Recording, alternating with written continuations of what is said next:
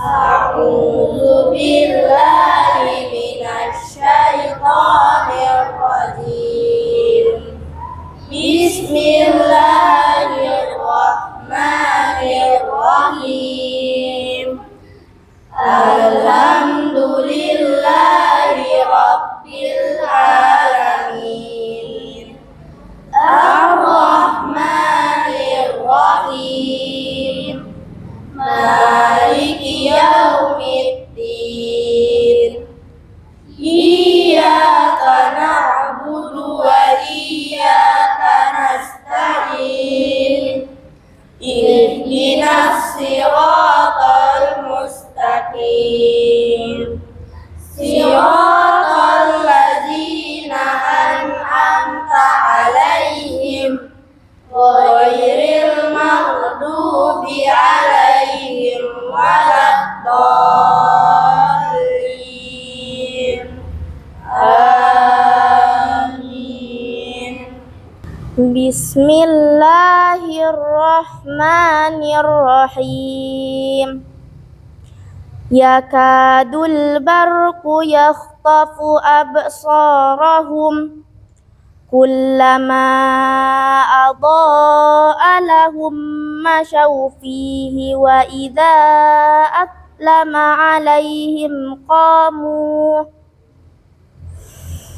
walau sya'allahu ladhahaba bisam'ihim wa absarihim innallaha ala kulli syai'in qadir. Ya ayyuhan nasu u'budu rabbakumul ladzi khalaqakum walladzina min qablikum la'allakum tattaqun. Allazi ja'ala lakumul arda firasyan was samaa'a binaa'a wa anzala minas samaa'i maa'an fa akhraja bihi minas samarati rizqan lakum fala taj'alu lillahi andadan wa antum ta'lamun. Wa in kuntum fi ghaibin mimma nazzalna ala abdina fa'tu bi suratin min mislih wad'u syuhada'akum min dunillahi in kuntum shadiqin. Fa illam taf'alu wa la taf'alu fattaqun naral lati waquduhan nasu wal hijarah uiddat lil kafirin wa basyiril ladzina amanu wa amilus solihati anna lahum jannatin tajri min tahtihal anhar kullama ruziku minha min thamaratir rizqan qalu hadzal ladzi ruziqna min qablu wa utu bihi mutasyabiha walahum fiha azwajum mutahharatu wa hum fiha khalidun. Shadaqallahul azim.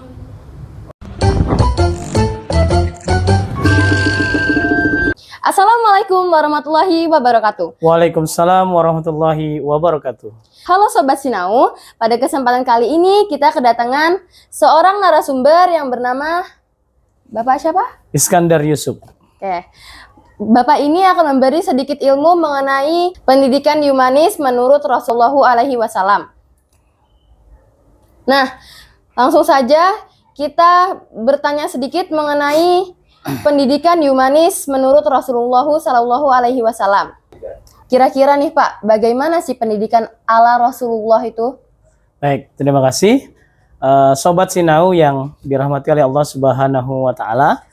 Kalau kita bicara tentang pendidikan, maka sebenarnya Islam telah menerapkan memberikan tawaran konsep yang sangat luar biasa.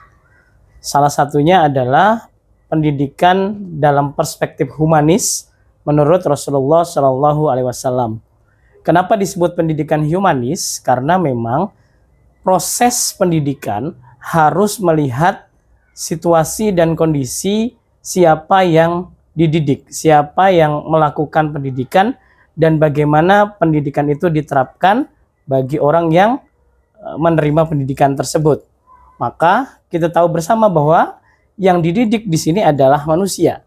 Maka tentu saja pendekatan-pendekatannya harus pendekatan yang mengutamakan keutamaan, mengutamakan kelebihan, dan mengutamakan kompetensi yang dimiliki oleh peserta didik sebagai seorang sosok manusia. Nah, Rasulullah tentu saja memiliki konsep yang luar biasa.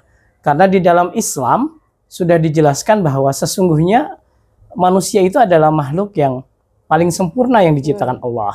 Seperti dijelaskan dalam Al-Quran surat At-Tin ayat yang keempat, dan mungkin sahabat Sinau tahu semua. A'udzubillahi minasyaitonirrajim. Bismillahirrahmanirrahim.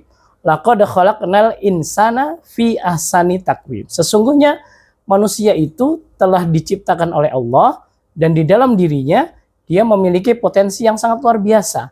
Maka ketika pendidikan itu ingin diterapkan untuk manusia, maka seorang pendidik harus melihat kompetensi yang dimiliki oleh orang yang akan dididik itu. Dalam hal ini adalah manusia.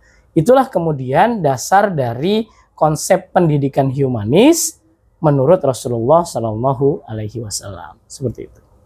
Kira-kira nih Pak, apa sih yang bisa kita pelajari dari konsep belajarnya Rasulullah?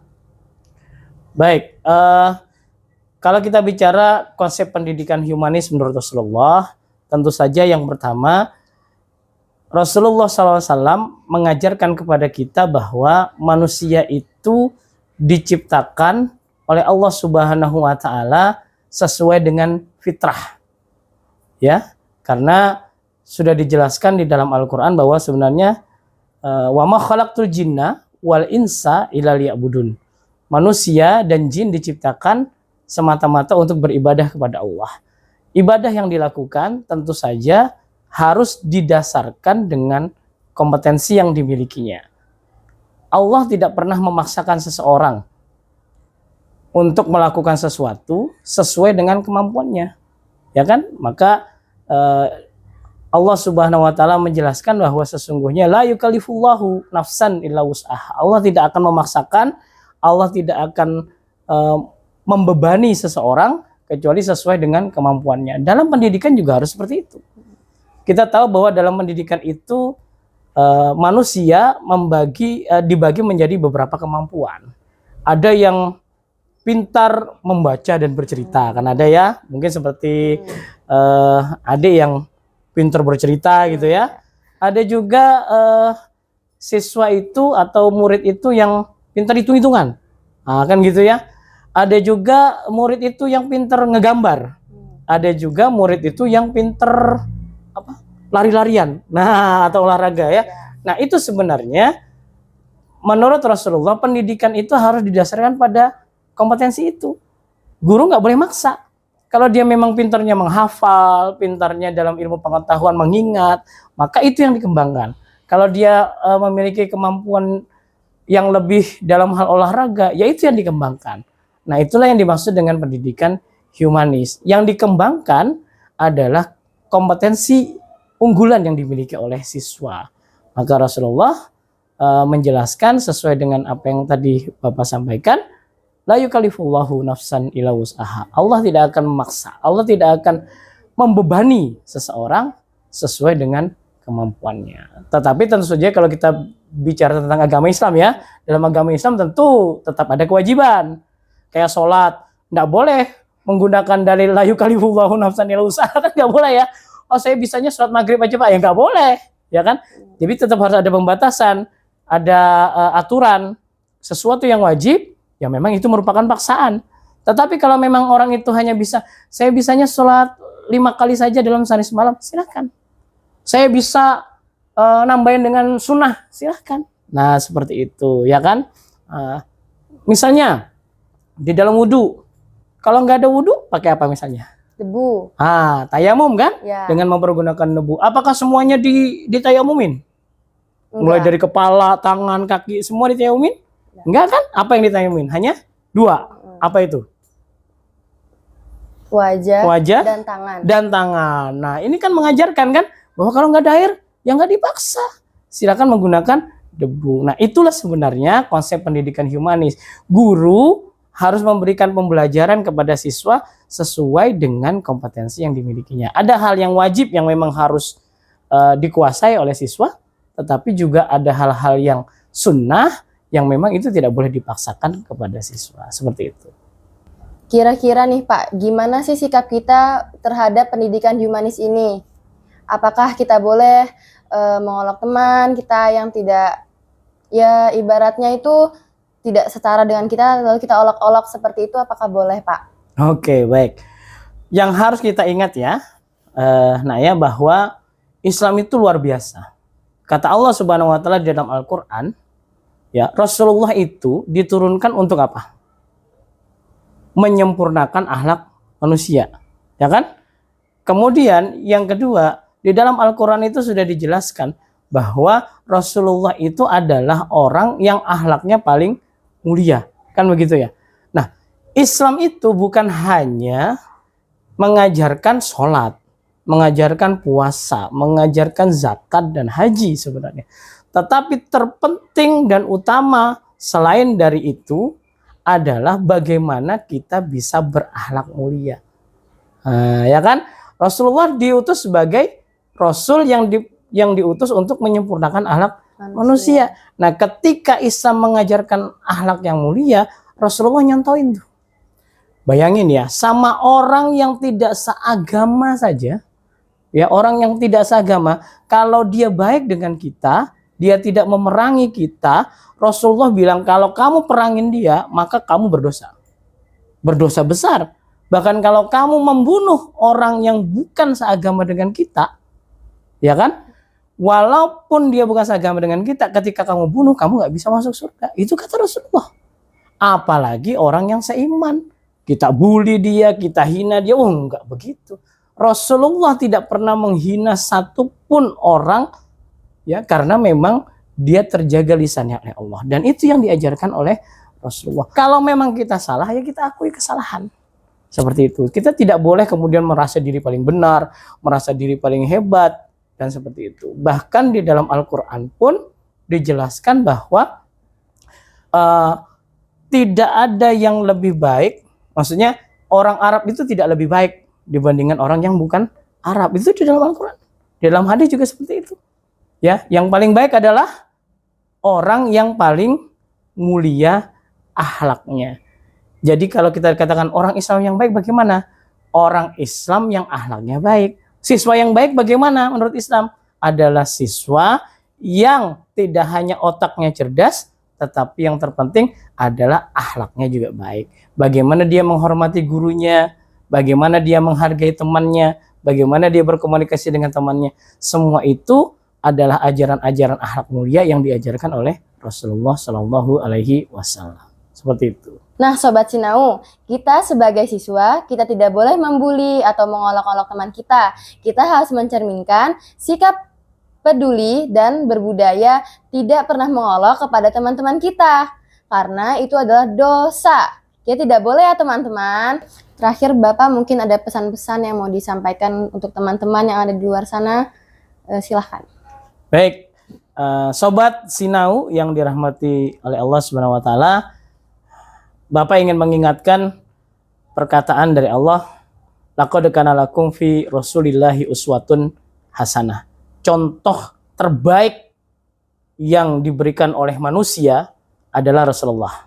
Maka kalau kita ingin menjadi umat Islam, manusia yang berakhlak mulia, maka contoh yang terbaik adalah Rasulullah. Contohlah Rasulullah, tidak contoh yang lain. Insya Allah kita akan selamat di dunia dan di akhirat. Demikian, terima kasih.